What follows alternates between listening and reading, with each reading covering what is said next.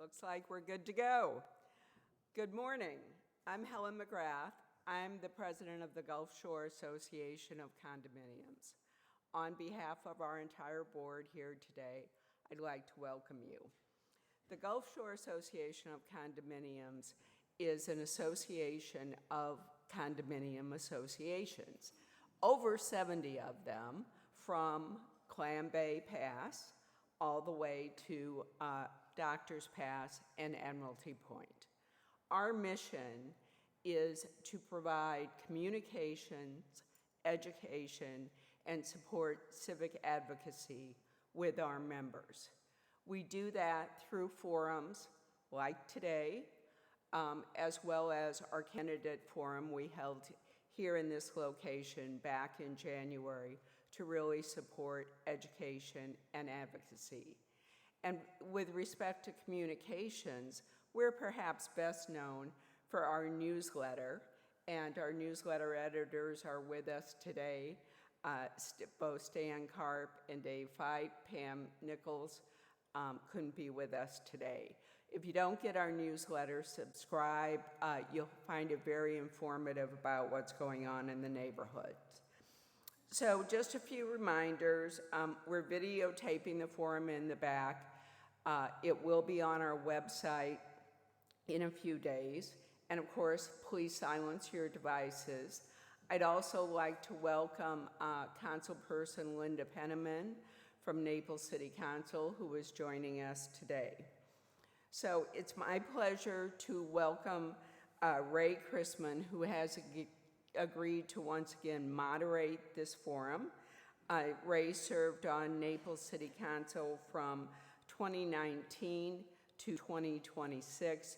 During that time, Ray has been a tireless champion of resiliency in our community. So with that, let me turn it over to Ray.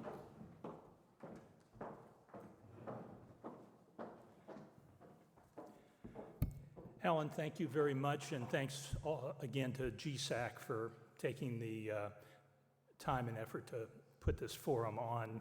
Good morning. It's great to see all of you.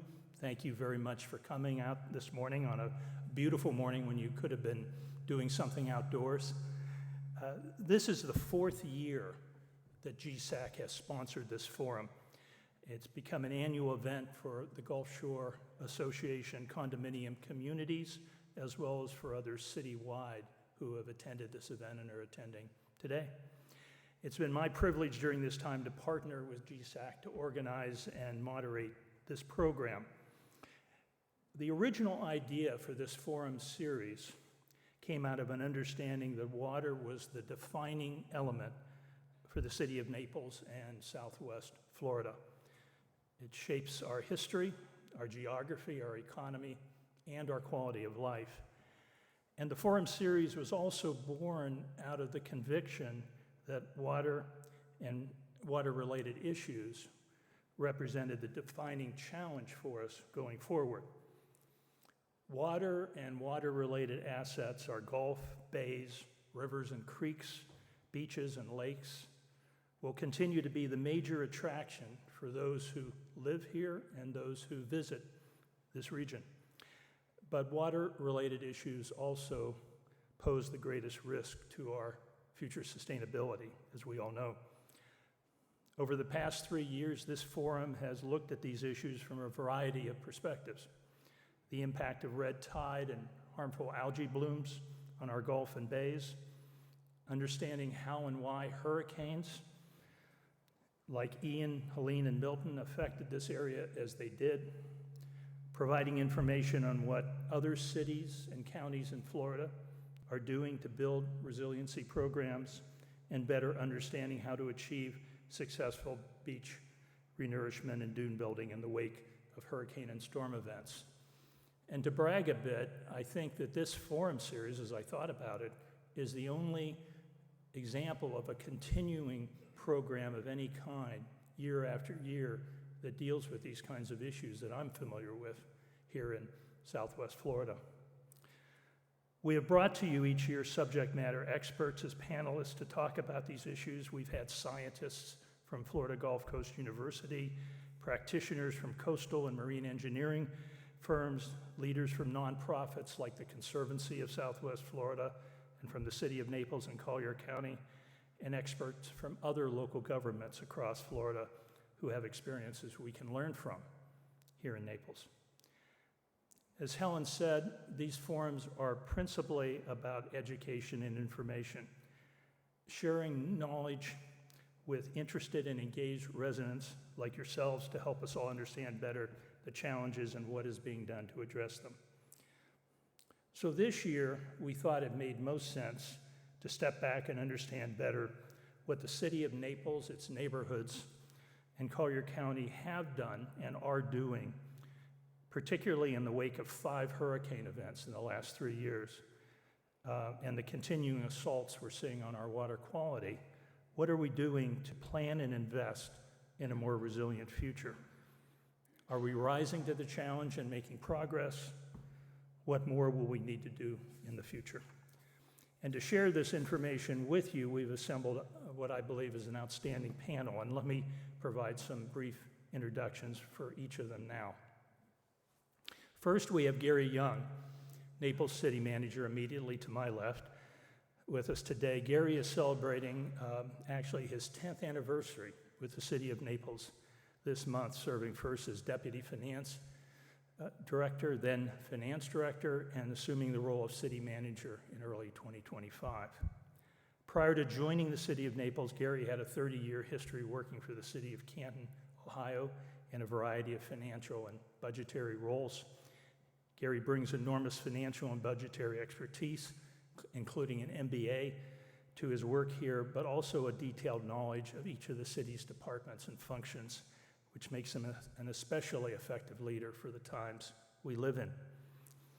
Also with us today is Dr. George Yilmaz, who is Assistant City Manager for Critical Infrastructure and Public Works for the City of Naples.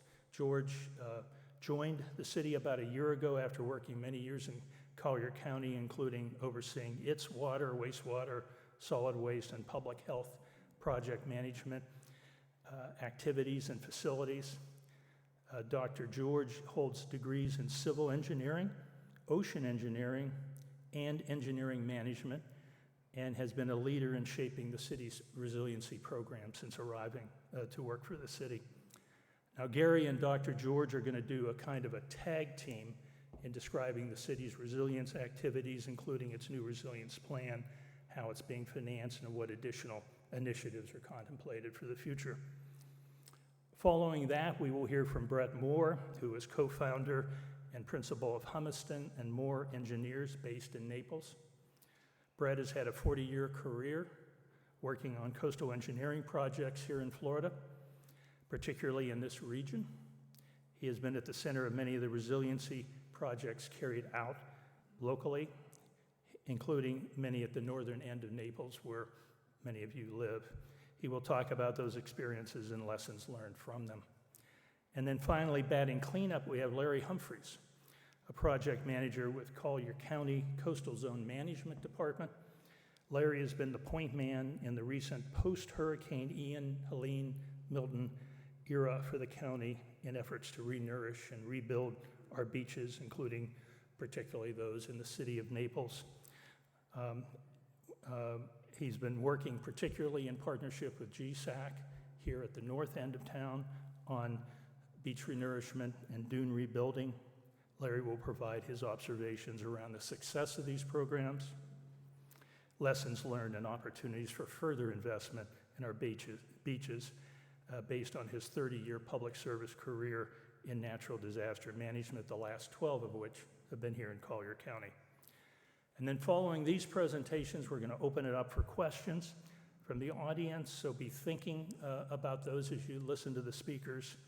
And with that, I'm going to turn it over to Gary Young.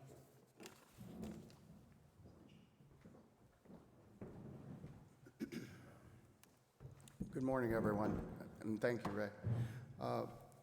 First of all, let me just say this. I'm going to concentrate as city manager on the finance picture and big umbrella things. I am not your water expert, and we have several talented people in the city of Naples that are those experts. But what I do know is what I've seen occur here in the city of Naples over the last 10 years.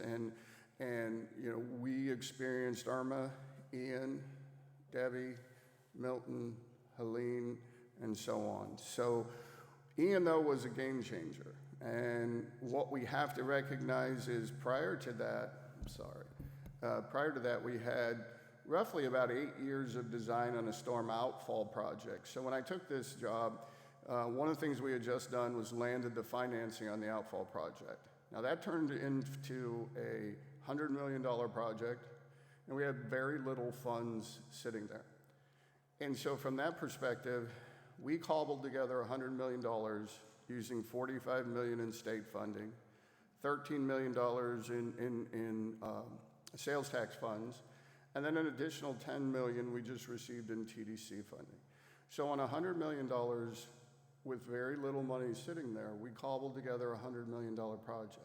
Now, the city of Naples over the last two councils had multi-basin assessments done, seawall height evaluations, multi-basin evaluations, and it came in at roughly just at the bottom level in the multi-basin is around 600 million. So when I took the job, I used the expression that says, and if I can create a long-term funding horizon for some of these stormwater and infrastructure projects, to put us in position that the only way we're going to be able to deal with this storm system the way that we presently have it is we didn't get here overnight, but we got to look at this as a long-term funding. So one of the first objectives I had was to evaluate, and I'm going to get to that in a moment, whether or not we should do a bond referendum and come to the people, or we should do a rate increase. And I'm going to talk about that before we're done as to why I chose and City Council agreed to go the rate increase way. Well, let me first touch a little bit on an introduction as far as what is resiliency, critical infrastructure, and what I consider to be the City of Naples' primary functions as it pertains to resiliency. The biggest thing is the reliable hardening of critical infrastructure. And I touch base on stormwater, but I remind you that the reliable hardening doesn't just limit itself to that. We have a public safety that we have to make sure of for resiliency, and that we can continue to function and provide those essential services to you when a storm hits, when flooding occurs, and when something like Ian hits, which we had not experienced before. So in addition to that, you know, we continuously talk about community preparedness. We prepare as a community for a hurricane, but you have to have the infrastructure in place or the vulnerabilities don't go away. And that has been the focus, that will remain the focus from my perspective, I can imagine, until the end of my tenure as city manager. The objectives, as I indicated, is to protect public health and safety, continued government services, police, fire, EMS, continued critical infrastructure, sustained financial strength and bond ratings, because if you can't finance it and if you can't pay for it, you can design all you want. It just sits on a shelf. And then communicate community and individual roles and responsibilities above and beyond the government. And I know your forums in the past have talked about everything from what can you do as a property owner and seawalls, and those days are coming, but my focus is going to be on doing the critical infrastructure. And what I will say, last thing I'll say on police fire is the city, prior city council and the current is in the process of designing replacement for Fire Station 2. Which will double as an EOC. Because one of the things that happened with Fire Station 1, as many of you know, it is our EOC, but it also flooded during Ian and flooded a little during Milton and Helene. And the sense is the fire trucks could not get out because the salt water was too high up and would have penetrated the trucks. So we need to design Fire Station 2 to be the EOC because of its location and everything else. So that design is underway. We expect it to be completed by November of next year, and that fire station replacement, estimated at roughly $29 million, will take place and be in next year's budget. So keep that in mind, is while this is a water forum, resiliency takes many turns, and it is overall critical infrastructure to maintain the government entity. So, but with that said, the recent challenges of building a strong utility stormwater system, you know, the planning, fund management, stormwater rate study and stormwater fees, potential funding capacity, and investing in our future. We have the framework. The last two councils put the framework together. We have many other basins to evaluate, but the framework and estimated costs are before us. So the question is how are we going to pay for it? So in December, well, actually the November workshop, we went to City Council and I said, here's what, in the end of the day, I'm going to evaluate for you whether you should do a bond issuance or you should do a rate increase. Stormwater affects every resident, whether it's the roadways, whether it's the flooding in your neighborhood, around your neighborhood, or down the street. We all have to have passable roads in the event of a hurricane and heavy storms. So we looked at the average cost of residential unit. That's the way that the stormwater rate is assessed. Current rate is $24.78, excuse me. And so made four proposals to council and said, you could do a 100% increase, which would increase everybody's monthly charge, $24.78 or $297, or you could gradually step this into effect so as not to affect everybody all at once. So after much discussion, we discussed with City Council, and they went with the 25% increase phased in over a period of 4 years. And so that means that next year's bill would increase $6.20 a month, or $74.34.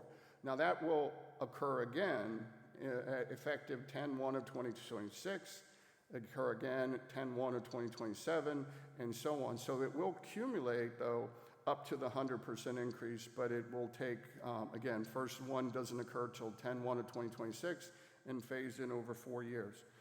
Now, what does that mean? Well, the difference between collecting $8 million a year on year one, or at 25%, it's $2,213,000. If you extrapolate that over the 4-year period, it's $35 million it would have been had you collected it and went immediately to 100%, or $22 million at the rate that the City Council chose to impose it. Now you'd say to yourself, well, why can't we start sooner? Well, you have to have it designed anyway. And this council set aside $6 million, well, $8 million actually, in this year's budget to begin designing the next phases across the basins. And so this was a fine step in. You're not going to design it overnight.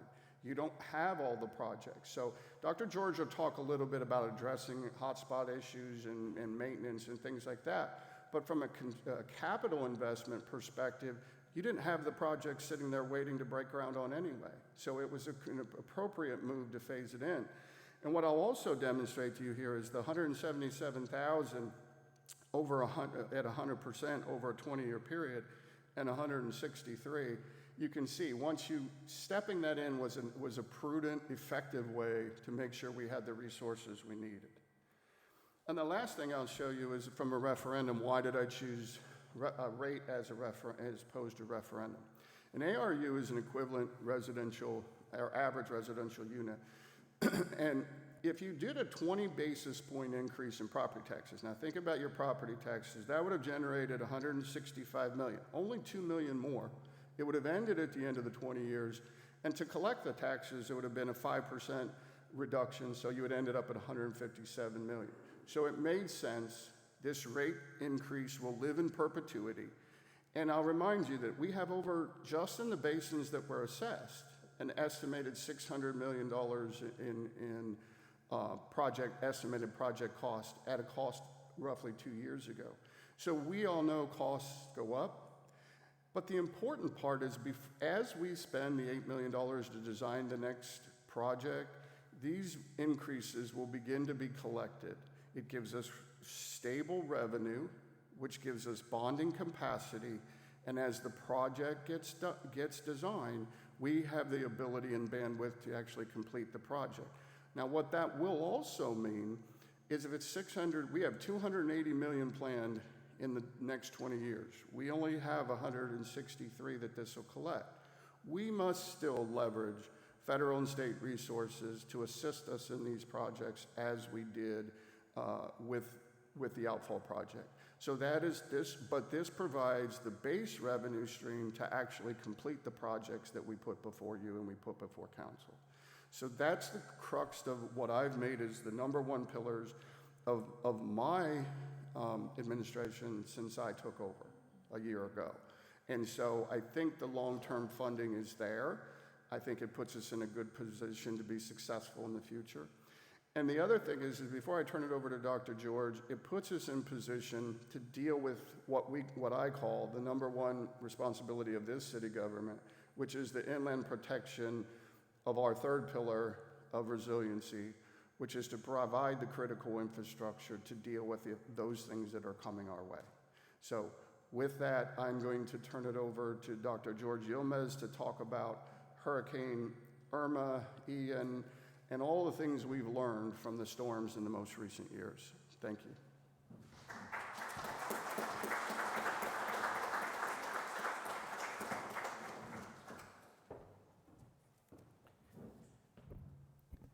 Thank you, Manager Young. And I want to start with,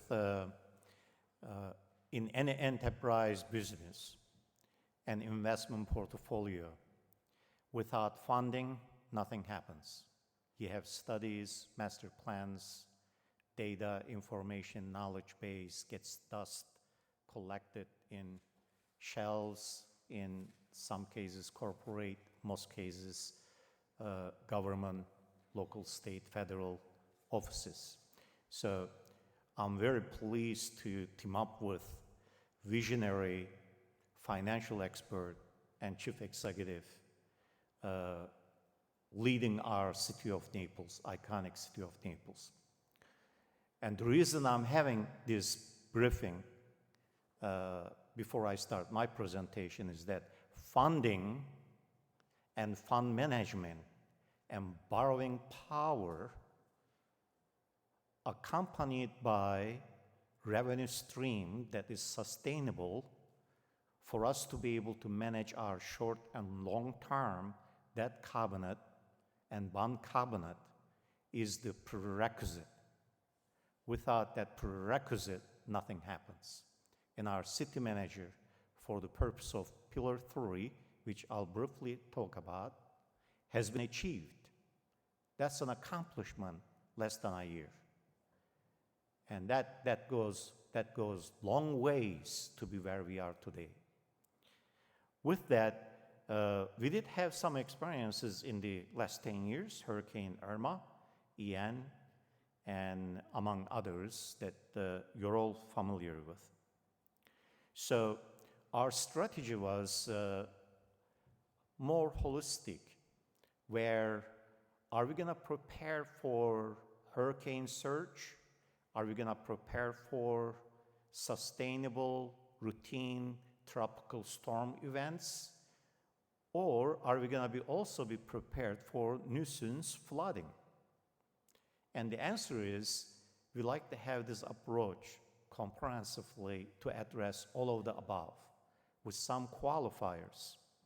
So the resiliency plan that was presented before our city council included vision that to achieve 3 pillars approach to protect city from tropical storms, hurricane, tidal-driven storm surges, among others. I started with tropical storm because tropical storms are the one that we have to be ready most often because we're going to have tropical storms every rainy season. So moving to Pillar 1. What's Pillar 1? Pillar 1 is an aspirational heavy lift, as my city manager would say, quote unquote. That's a heavy lift that requires shared vision by federal, state, local agencies, and local coalition. That includes City of Marcos, City of Everglades, City of Naples, and coastal areas of the Collier County, and can expand thereafter. So this includes number of options out there, but we want to focus on one option that appears to be feasible as a heavy lift. That is the Grand Barrier Island of Florida. That Grand Barrier Island of Florida is the artificial reef system that will compete with Australia Grand Barrier. 20 years out, if we can visualize Australians coming here for fishing and diving, because we have Grand Barrier Island of Florida in Southwest as the starting point model.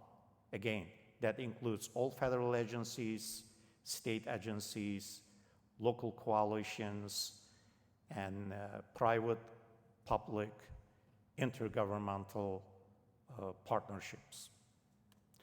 Next is Pillar 2. And Pillar 2 is, I'm going to spend not too much of a time because one of our panel members will be focusing on and talking about Pillar 2, and that is coastal protection. First one is our first defense, offshore protection.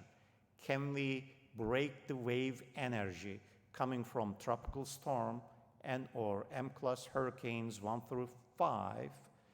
Can we break the surge wave energy before it reaches to coastal protection zone? And that's the coastal area, Pillar 2. And we wanna also identify what that means. Pillar 2 is Grand Paradise Coast of Southwest Florida. You can see we're going from Florida to Southwest Florida because of the fact that circle of influence in terms of funding, policymaking, execution, and partnership is narrowing down. And you'll see where we're going with that. It's upside pyramid. Without getting into details, as one of our panelists is going to be licensed professional engineer, we'll be talking about more specifically what onshore protection means as Pillar 2. That includes multi-agency efforts, which we're currently doing. Reinforced dunes, you may not realize, actually we're building a couple of them in our beach accesses. They are the seawall type structures, but they are buried under dune, not visible. However, it is there for us to make sure that we don't have experience of sandstorm and sand wash. We did experience in Ian. Ian was a more surge hurricane. Irma was more heavy rain event, and that's why we're focusing on Irma, because our job as City of Naples make sure that stormwater management system we have can vision and identify as Hurricane Irma levels of rainfall and be able to discharge that within 24 to 32 hours from our system. Now, Pillar 3 is, has a name as well. It is the Jewel of Southwest Florida, iconic City of Naples. What does that mean? Pillar 1, aspirational Grand Barrier of artificial reef designed to dissipate energy coming from tropical storm and hurricane surges. And Grand Paradise Coast of Southwest Florida, which includes coalition of local governments. And then, of course, iconic City of Naples. That's where what our city manager laid out for you and what I started with my presentation, that without funding that propels and fuels investment, short-term and long-term. Short-term investment has to be smart, addressing all of the basins within City of Naples. We have 12 basins, and our focus is going to be 11 plus. And you will see that we're moving after those hot spots in every single basin in your neighborhoods and go after them next 4 to 6 years without any delay, including temporary employment of pump stations where we need to before tropical storm and or hurricane season. And long-term investment is going to involve the stormwater utility infrastructure. We're gonna see our city stormwater becoming a jurisdictional utility because of the fact that our city manager already established the foundation to be an enterprise fund and to be run as enterprise operation. So that will include, by the time we're done, starting with at least 5 pump stations, will be dozen pump stations about 2 to 4 years out that we don't have now, for us to be able to expedite being able to discharge in these 12 basins rainfall coming from tropical storms. Concurrent to that, we have 30 plus lakes. We have to have strategy, policy, jurisdictional boundaries, and clearly defining responsibilities of public enterprise fund from funding and operational standpoint, as well as private wells, roles and responsibilities, and how we can partner to manage those private lakes. Because those lakes are retention detention ponds, and those lakes are integral part of our overall City of Naples stormwater management system. And long-term investment includes what we call City Pure program that our new city manager through funding initiatives implemented. That funding comes from not only stormwater fees, comes from other enterprise funds, water utility enterprise fund, wastewater utility enterprise fund, streets and stormwater limited, but it's also coming from there. What that means is that if we go any neighborhood for a City Pure program, meaning public utilities renewable program, we will build critical infrastructure inside out without touching your homes. Meaning, by the time we're done, you will have new drinking water lines, new hydrants, new service lines, new meters, new backflow prevention devices, new wastewater pump stations and or upgraded, new wastewater lined or renewed pipes, and irrigation system. For us to do that, we need to finish up with strategically elevated new roads that meets current standards. So every neighborhood we're gonna go under City Pure program will be newest subdivision in Collier County. It will meet current standards. In some cases, will exceed current standards for all life-sustaining critical infrastructure services: drinking water, wastewater, irrigation water, municipal solid waste collection, without being stuck in flood areas. As importantly, our emergency response team being able to go throughout the city without being stuck. That's our police, EMS, and fire, among others, rescue teams where needed. So that's where I want to wrap our presentation in terms of what our vision is. Yes, you can see on this chart there is a little logo, and that's not the Roman Empire logo, that's City of Naples logo. So it will not take 100 years to build City of Naples, rebuild City of Naples 100 years, even though Rome was built about 100 years.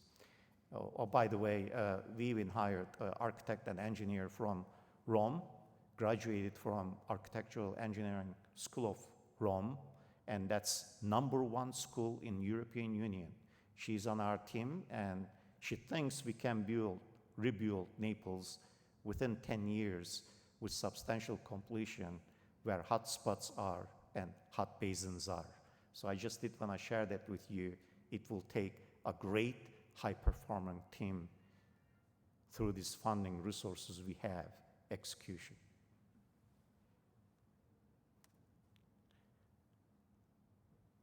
One of the things here that we talked about, offshore protection, onshore protection, inland protection. Inland protection, City of Naples, under new leadership, stepping up. We have the funding sources, we have the framework, and City of Naples residents stepping up. Every meeting city manager and I go to, we have feedback where the hot spots are, and we're going after them. So it's gonna be a service from enterprise fund, and you will be treated as our customers like water, sewer, FP&L, Tico Gas, stormwater is no different. Now, reliability engineering for infrastructure is one of the foundations. That's good all-American engineering. Not German, not Japanese, not British. I can speak to all of them because I'm a chartered engineer in European Union. Best engineering you have is American engineering. It is based on reliability assessment and reliability of systems and reliability engineering. We will capitalize on that. We will not go after value engineering came from Germany. That means how you can shave the cost at the cost of reliability engineering. When it comes to critical infrastructure, yes, there will be a marginal cost, but we will not sacrifice reliability of the systems, in some cases, layman terms, redundancy, but I want to call that engineering in core. And of course, you can see there is an arrow between City of Naples and federal, state, local coalition. That arrow has to be stronger, stronger, and closing that gap because of the fact that what we want to build depends on not only inland protection within our city limits and control, but also onshore protection, offshore protection that will require what we have talked about initially as part of my first section presentations. And I hope that kind of paints the picture for you. And of course, there has to be a leadership. There has to be someone pushing this forward. And I think that under our new executive leadership and past and current, our council, willing to take that leadership and invest in inland protection where we have control over, put their commitment and their funding where they have control over, and that is inland protection, stormwater utility we talked about. With that, I'm gonna briefly mention current year budget here, and I'm gonna ask our city manager come back and close it in terms of funding and touch upon some other areas like seawalls and investments that we did have on the backwaters. Sir. Thank you, George. All right. So the slide before you just indicates the $8 million, $1.5 million and $6.5 million in the current budget that the prior city council appropriated this year for design of the next series of projects. In addition, you can see there's $10 million as a placeholder in 26 and 27, and we estimate as much as $65 million in 27, 28. So when I talked about the delayed in funding, you can see why it wasn't necessary to have it all at once as we begin to design these projects. Some of the projects include the basin by basin or 3B, 3Bs as George had indicated, and there's $6 million that we'll be outlining. And an important meeting coming up is the May 13th meeting when you come to the CIP budget, and we'll talk about in more detail what the basin by basin implementation is. In addition to that, this year we did the we're doing the preliminary evaluation of the Cove Pump Station, and actually 3 pump stations, either some will need replaced and or repaired.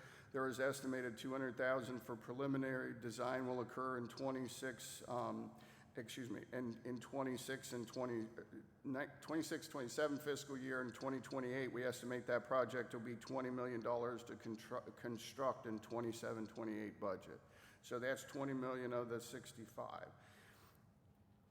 This is just a few pictures of the cove pump, the bar screen, and we believe that that particular one is going to need a complete overhaul.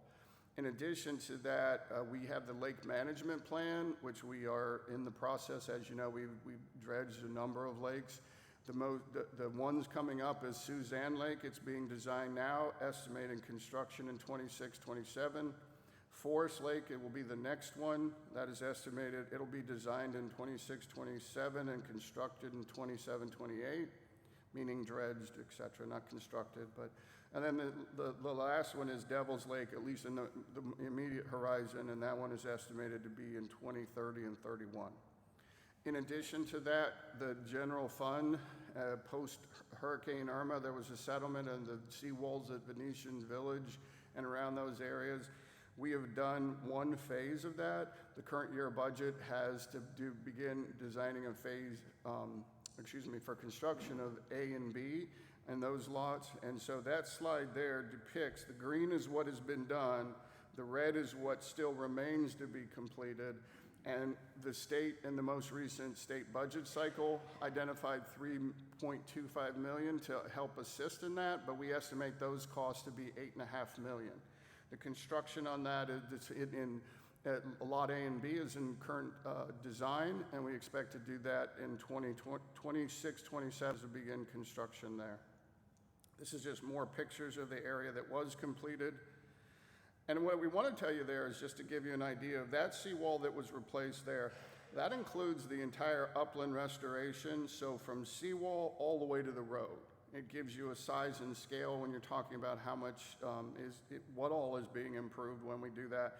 Again, seawall, sidewalk, parking, sewer system, etc. And this is just some pictures of that. As I indicated, current status is the design out lots A and B, and so on. So that just gives you an idea. We have seawalls we're working on. We have stormwater infrastructure. We have the lake restoration project. All of these things are ongoing while we continue to design the next major projects that will come down the pike. So with that, I thank you, and thank you for indulging me.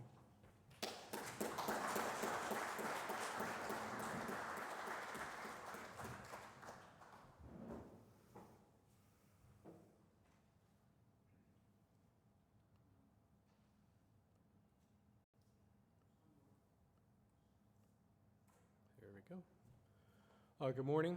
My name is Brett Moore, and appreciate the two previous presentations. And I'll be specifically following up on the Pillar 2 implementation of protection at the shoreline that was introduced by Dr. George. So with that, it's certainly a, hang on a second.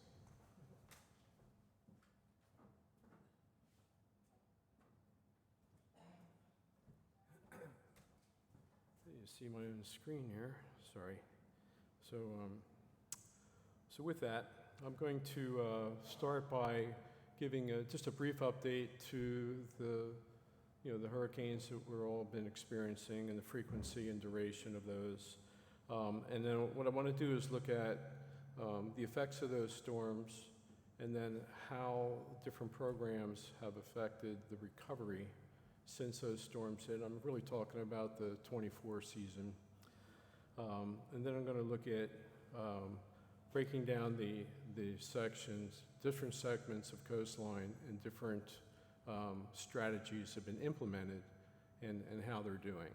So, and then see how that compares with some of the recommendations in the Pillar 2 presented by Dr. George.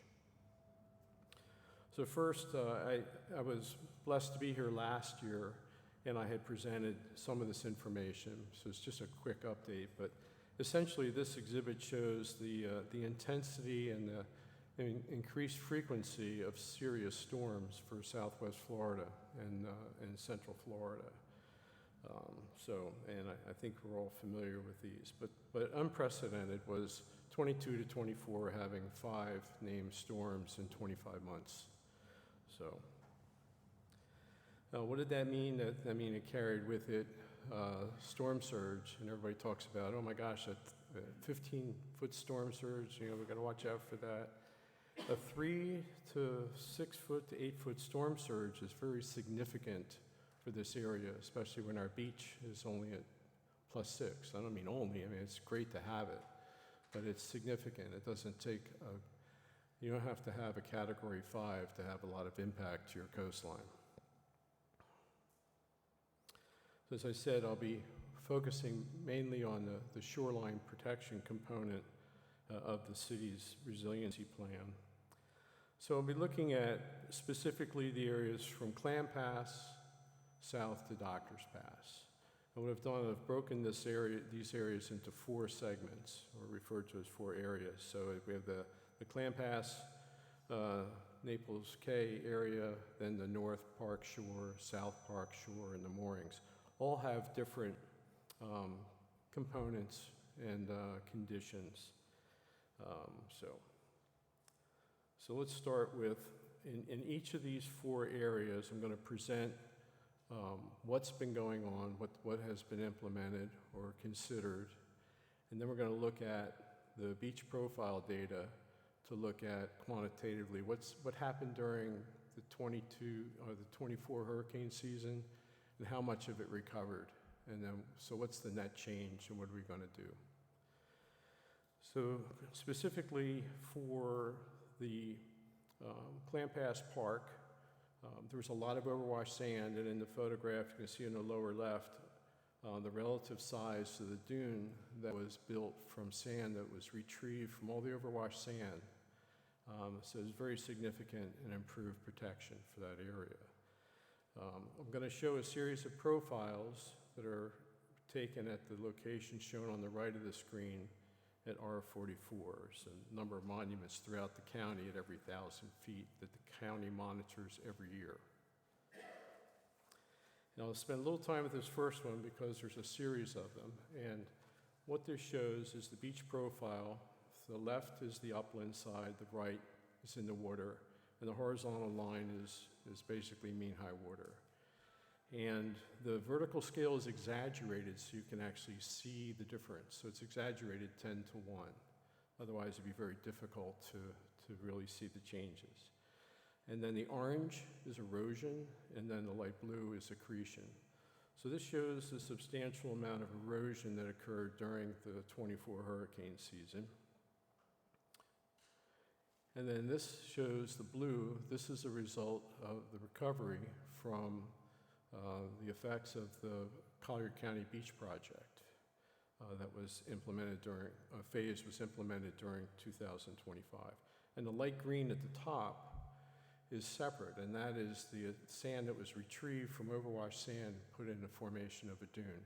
Now remember, it's exaggerated scale, so it's not a big high triangle like that.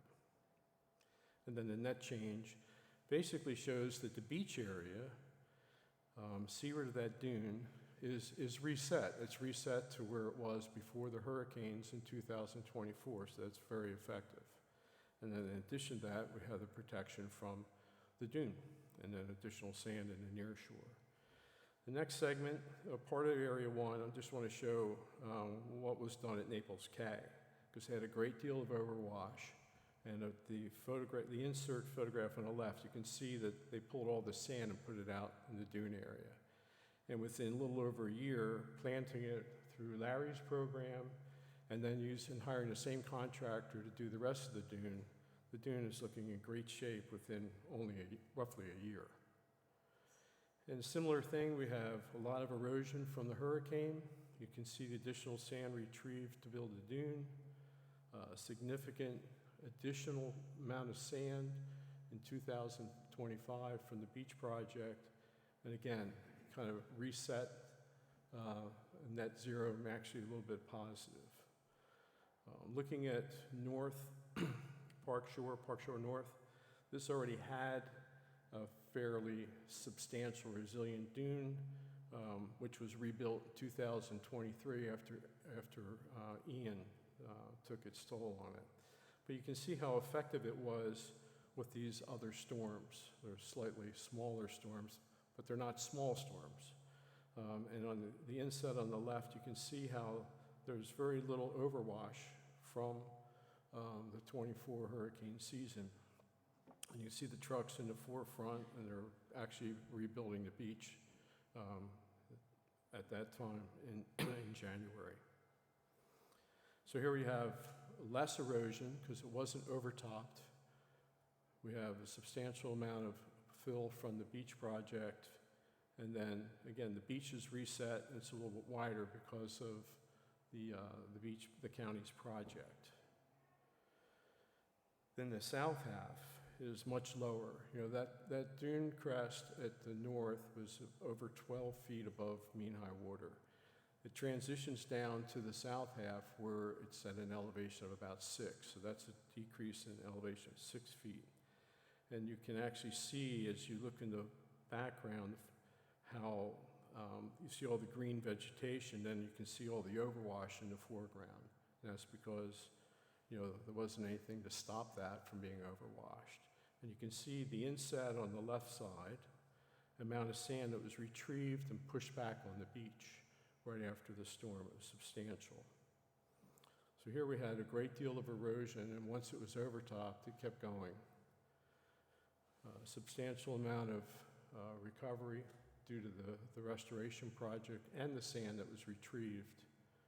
And then again, we have it reset.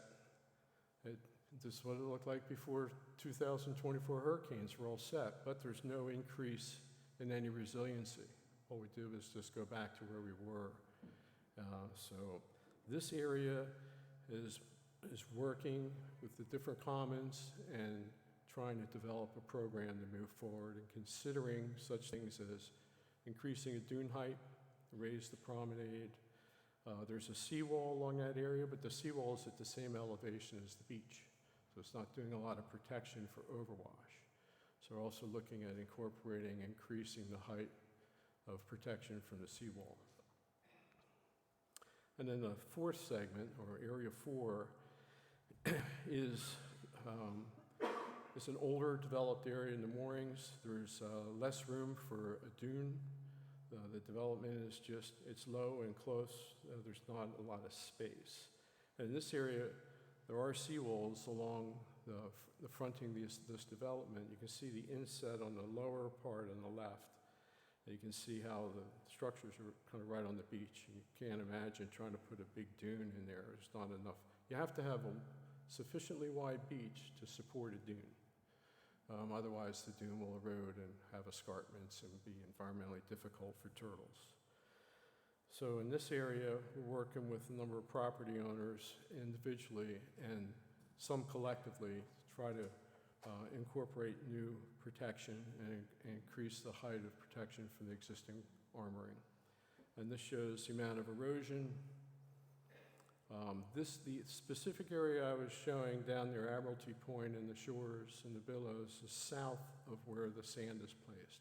They don't nourish all the way to the jetty because then the sand would go around the jetty and we'd be dredging the inlet more frequently. So there is accretion as it gets entrapped by the north jetty. So it does show some improvement, just not all the way to what was before the 24 season. No, this didn't come out too good. So at least on my screen.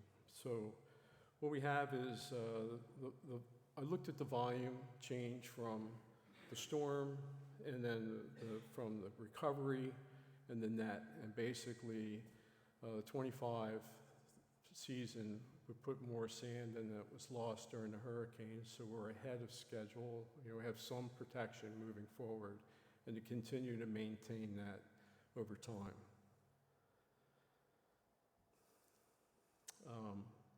So how does this program fare with Pillar 2 and the recommendations? And certainly beach fill, dune planting, all that is smart and very doable. So areas 1 and areas 2, the Naples Cay and South Park area for the Clam Pass Park, and then of course the North Park Shore area. They have the dunes in place now, had them in place, want to maintain those with vegetation. And certainly continue the beach project and support that. Area 3, again, The beach looks much better, and we have a lot out there, but we do need to move forward with some planning for hopefully a dune and some other protection to get beyond just where we were before the 24 hurricane season. And then Area 4, because of its physical limitations, Area 4 still relies on beach project and sand drifting to the very south end, and looking at seawall improvements to improve their resiliency. So, and that's basically what I'm suggesting they move forward with. I just have one more slide, and this is of a different area. This is the south end of Naples, and this does a little bit of what Dr. George was talking about, but not as far as extreme of going further offshore with the reef system. But in 2002, we put in these structures. They're permeable structures, and it allowed basically the infrastructure, so when sand gets in this area, it has a chance to build up and linger. This area is not nourished, and it relies on nourishment 2 miles to the north. So after Ian, the county was able to put 30,000 yards of sand just north of here along that 2-mile stretch, and it was able to accrete and drift into this area. So this particular slide on the right shows the benefits of trying to address the wave energy, making sure it's permeable, having sand supply to the area. In addition to that, there's a number of property owners that already are improving their seawall protection. And in the far, far ground, it's hard to see, but Larry's planting program is in place for the beach is a little bit wider and has a better chance to sustain. So that's, all right, so thank you.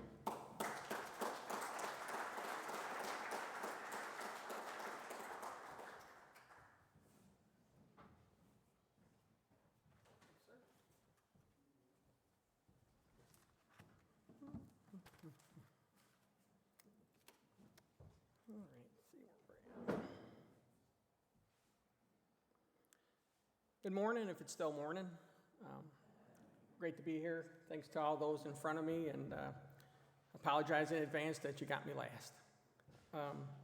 What I'm going to try to do is, to me, a picture's worth 1,000 words, and so for me, it's to take you down the journey from January of 2025 to kind of where we are today, and how we ended up with the beach back, the plants back, and kind of go through that whole system of kind of what it takes you to get there. Of course, we all can remember this was September 10th, 2024 at Horizon Way. It was a sad fact of what had happened from Ian and Helene and Milton.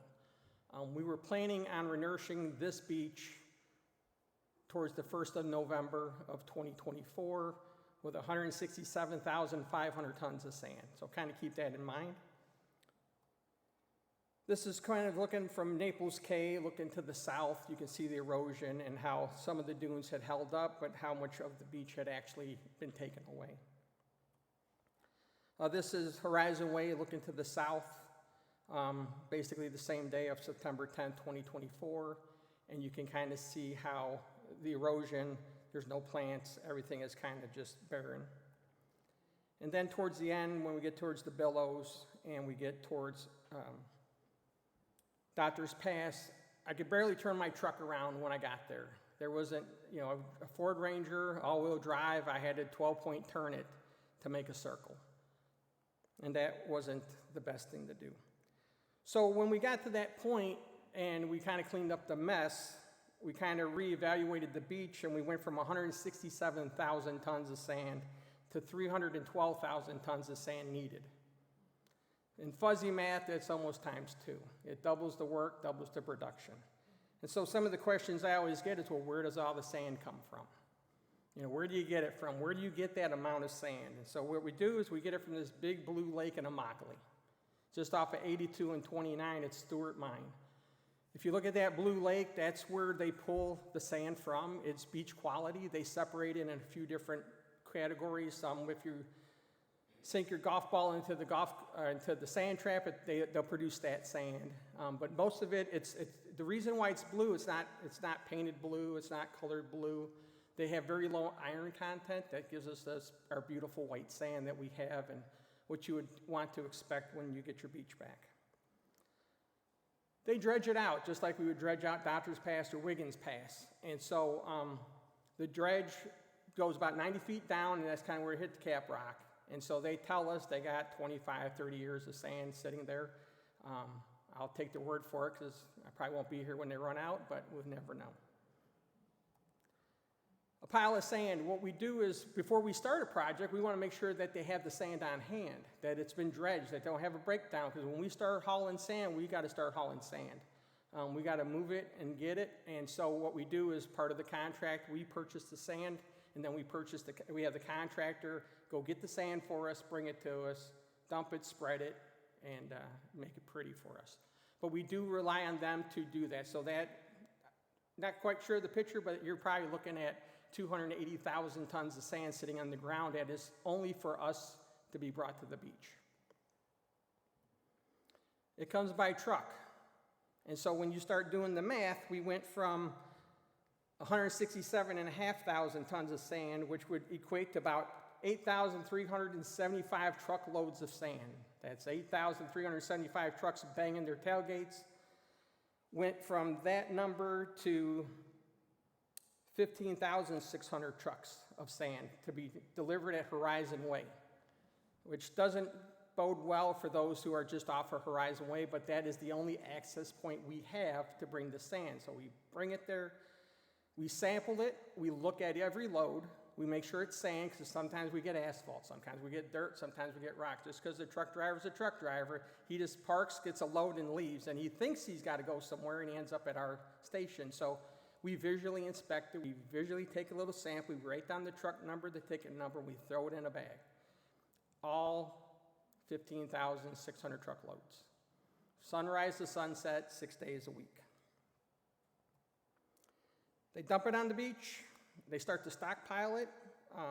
We like to get it going because you got to think when they dump it at Horizon Way, they got to pick it up, they got to move it down all the way past Naples K and then come back. It's almost like not moving the paint can. You know, the can's at Naples Way, you dip your brush and you run up there and you paint just a little bit. And then you come back and you paint just a little bit. And it's kind of that same theory. But as you start moving, you start building up speed and you start building up production as we move down that beach. They load them up into the sand trucks, the haulers that you see, and they'll hold anywhere from 30 to 45,000 tons of sand, or 35 to 40 tons of sand per truckload. It just depends on the truck that they have and how they move it. It becomes a long, slow ride to the north and then a long, slow ride to the south.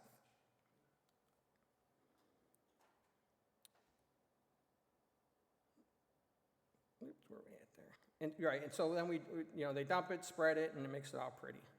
So here's they always say, it's great, you must work on the beach, it must be the greatest place in the world to live, and it was probably the coldest on record there in that time. I did not have enough coats to stomach the wind that the wind was blowing there in that January and February of that time. Plus the fog would set in, and you can see the nice visibility. And so for those who say, oh, it's great, you work on the beach, that must be the best job in the world.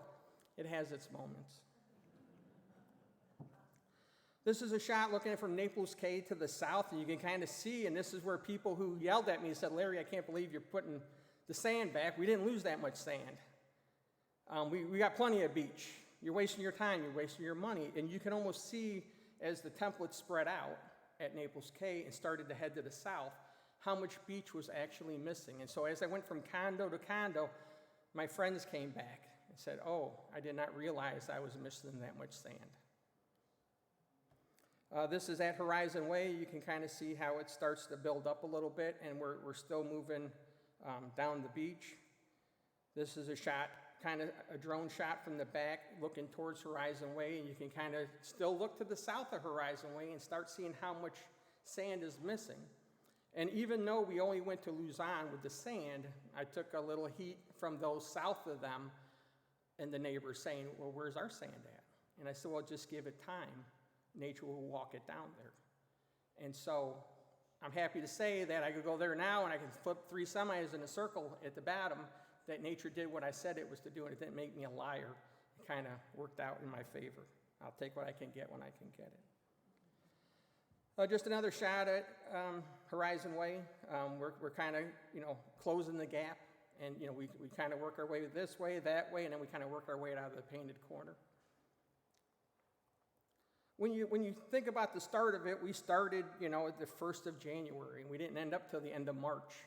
And so that was a long time for the neighbors to put up with this. But I think when all was said and done, and the sand was back and their beach was back, I think they got a little sense of awareness of what actually was lost. Because sometimes you don't know what you got till it's gone, but then it's gone and you don't remember what you had. And so this was a pretty good view from if you were sitting there at the 12th, 13th, 14th floor of a building to say, I have a beach back. And in some areas we put 85 feet of beach back.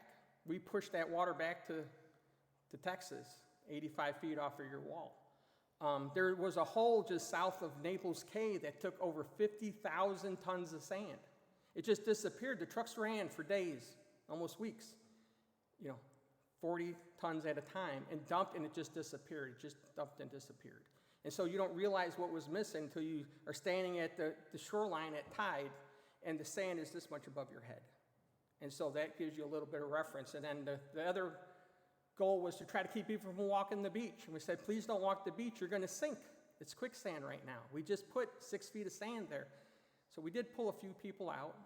After letting them struggle for a little bit, I went and told them about themselves and said, I told you so. And that's just what I do, because that's just the guy you got with me. But then I eventually get them out. And then they're like, I should have listened. Well, yeah, and I tell people, they're like, well, this is my beach. This is where I live. I said, well, that's great. We got 13.2 miles of beach. We're only working on 0.2 at a time. So it's not like you don't have anywhere else to go today or tomorrow. We do a little and we move, and we do a little and we move. Just be a little bit patient. But I know you've come here. I know you've been at this spot for 30 years, but just go that way for a day or two, and we'll get your beach back. I'm here to help. I'm not here to make your life any more miserable than we already have it. So as the beach was getting renourished, we started with somewhat of a planting program. This had started after Ian, and the thought was, how do we do it right? When we started, when Ian hit, or before Ian hit, we had over 400,000 square feet of scavola, which is an invasive plant along the beach. And Park Shore had a bunch of it. You come down your boardwalks, it was beautiful and it was green, but it was completely worthless. And Ian proved that. And so the goal was to come up with a plan. And so part of the plan was I had in my mind just a guy who kind of knew plants a little bit by Google search and some stuff of what I thought needed to be done. But then I thought, when I stand up in front of a crowd and say, this is what I'm doing, and they turn around and they say, well, who are you? I'm like, well, I'm just Larry. I'm just a guy.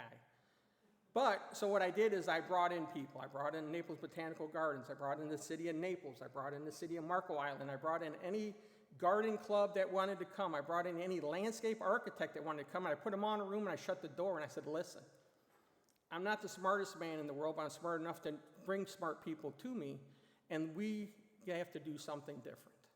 And so when we're looking at putting 1 million plants down, we're looking at how you're going to irrigate it, you're like, how you're going to put it, you're going to look how you're going to put it in. A few things came out was that when I was on the beach, I noticed a salad bar is what I called it. You had your lettuce, tomatoes, and croutons.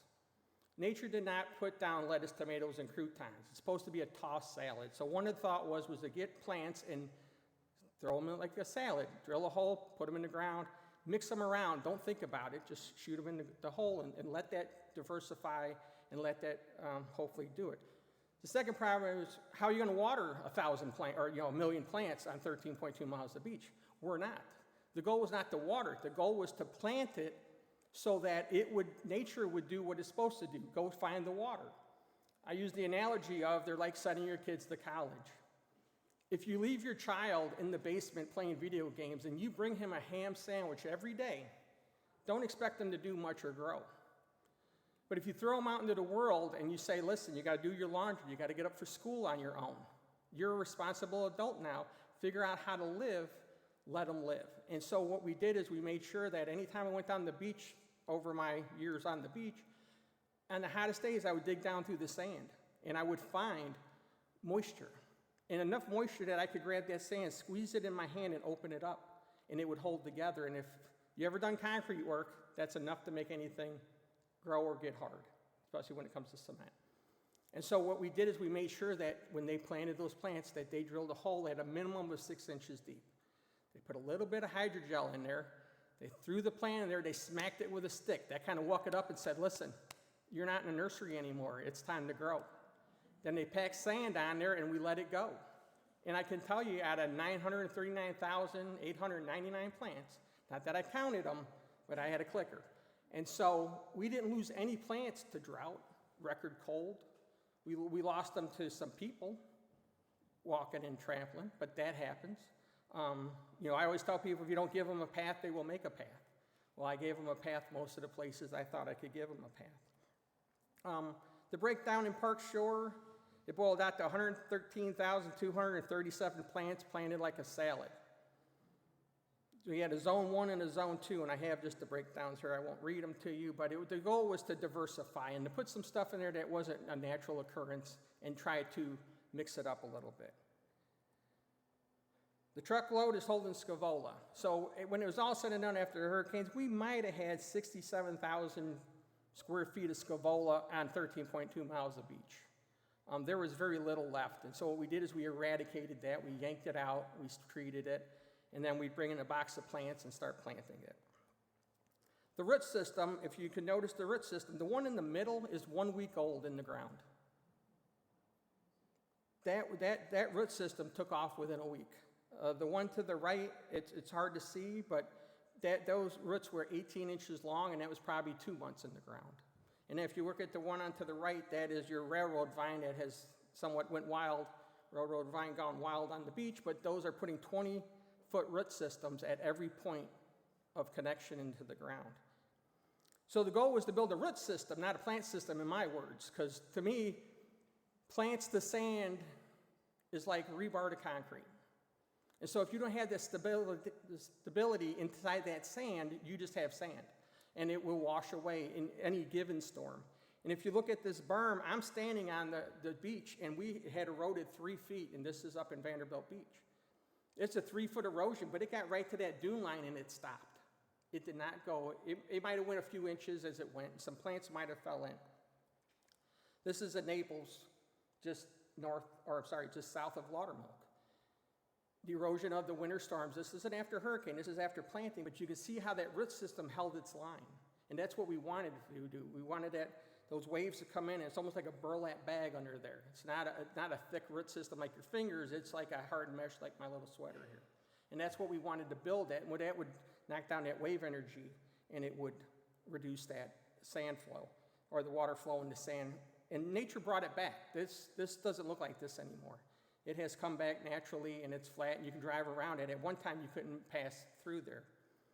Here's just another example of how the roots kind of held. Yeah, we lost a few plants, but for the majority, you can see how it held its ground. It just put up that barrier, and that is not a year old. You're looking at something that was planted in July of 2025. So, and unwatered, unnatured by nature is the only thing that took care of this beach, and now it will take care of us. Just another example of, you can see how the waves kind of came in and it eroded, and where it didn't erode at the other part was because the wave didn't hit that section. But if it was to do it, it would have stopped at that dune line, just like it did here. The billows at the end of the line, that's where I started planting in January of 2025, just to keep the heat off of me, because they knew they weren't getting sand, but I thought, well, at least I could do is give them plants. And so I went down there, made some friends, and they were talking about getting a seawall. I said, well, that's great, you can get a seawall. Let me stay 10 feet off the seawall, at least let me give you plants. And I said, I'll ebb and flow it, and I'll follow your thing, kind of what nature does. I'm not planting a straight line. I always call it the Dune of Larry now, because I pretty much personally staked all those plants where they needed to go and follow the dune line, because it needed to be like that. Who wants to look down a beach and see a straight line? Nature doesn't, and I don't. So let's make it just a little ebb and flow. And so you can just kind of see the beginning of that. And that was a flat beach down there. Like I said about not being able to turn around, I was following the direct line, sort of, kind of where to plant so that I didn't lose plants. And so another shot of the billows there, where we did that. Now here you can see where I had planted, you can kind of see the rack line come in where the salt water started infiltrating because it had 0 to none level. It was just level. And so as the tide would come up, it would wash over the plants, and I said, well, this is great. I'm not very smart, but I'm smart enough to know what's going to happen, and I'll watch this plant, and I'll watch this section, and see if it dies, and then I kind of know. Or it comes back, and then I kind of know. Another section here, you can just see the wash from the high tide into the billows. This is the billows now. It all came back. It's about 1 foot to 18 inches higher than flat. And that's all naturally caught by the plants that were planted, and it grew that dune up what it was supposed to do. Imagine that, nature doing what it's supposed to do if we just kind of leave it alone and stop walking on it. And here pictures are great, but they don't really give it justice, but you can tell you can see how far the beach is away, where nature brought the beach back. But you can see that little curvature of where the high tide had gotten to and salted the living daylights out of it, but it all came back, and not only did it come back, but it grew the plants. Just another shot of the billows growing. You can see where I stayed 10 feet off the wall, because I thought any good contractor, he doesn't need more than 10 feet to put a wall up. I used to kind of do work, so I know, but I gave him 10 feet. If he needs 11, he can take 11, but the goal was to put something there. We run into Park Shore. That stuff is growing crazy. It's moving just fine like it's supposed to. It's capturing sand like it's supposed to. Once again, you can kind of see the ebb and flow of how it goes down the beach. Put up a few signs to help the people that don't read, but they hang their towels from it. And at least we can say we tried. Another section here is this, and really at some of the points is as we renourished the beach, and this was like in May when I was able to go back there and plant. So we're less than a year, and these plants are growing strong. Here's a typical walkway. I found out where people would walk, and I left them a walkway. And the goal was kind of give it an angle and give it a nice wispy look. Nobody wants a straight line, and I tell you, the straight line's for public places. So when you see a public end or a public access, I always made them straight, because that gives people the reason to say, well, I'm going to walk to this hallway, and I'm going to go that way because that's the way out or in. If you don't do that, it's your yard, because I had people say, I want a straight one. I say, well, why? You want me to come to your yard and use your garden hose? I said, if I got it at an angle, it gives people a little thought process and say, I don't belong there because it's on an angle. So I'd leave it on a little wispy angle, and some lady came out and said, I wanted to do this way, and then I want to go that way, and I want to go that way. And I said, sure, you got to walk it. If that's what you want, that's what you get. It's not about me. It's about what works out best for them. This is what happens when you don't have a walkway. They drag their cooler through it, and they make their own little pathway. And that's okay, but that means either one, we should have put a walkway there, or that silt fence might have not been there at the time, and somebody says, oh, there's a walkway. So they will make a walkway. There's a reason why we have sand spurs, but we didn't plant them. But I understand the reason for sand spurs as I get older.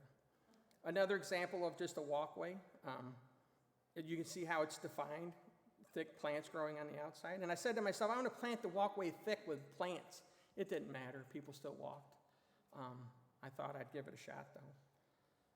Here's a walkway that didn't work. Yeah, it's a boardwalk, but it's a lot straighter to go straight than it is to go zigzag one way and zigzag the other. And once again, we're back to the humans of life. So we're sitting there with some railroad vine that's gone wild. You can see how it captures the sand.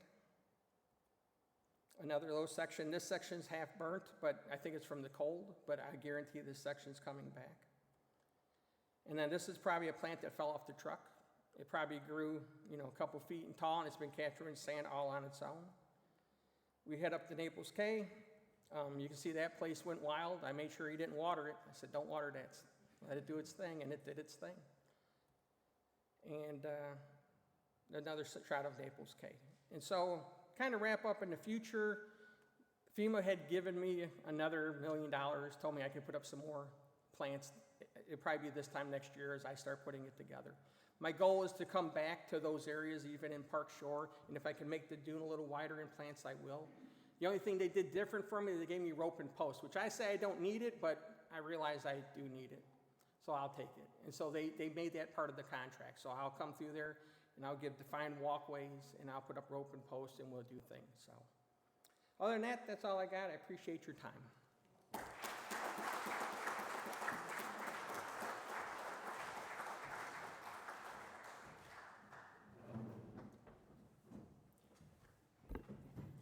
Thank you, Larry, Brett, George, Gary.